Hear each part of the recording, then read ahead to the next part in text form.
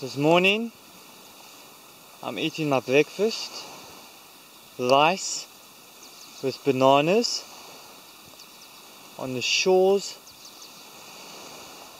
of Lake Malawi. I slept here last night in my tent. I slept well, but the best part is this.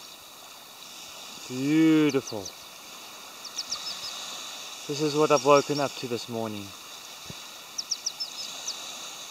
Could almost be Mauritius or the Comore Islands.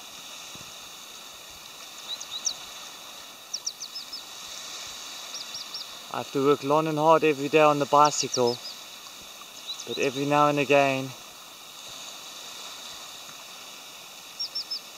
you come across a place like this, which makes it all worthwhile. Look at that sunrise. Oh. And if I'm not mistaken, we've even got the moon. Let me have a look.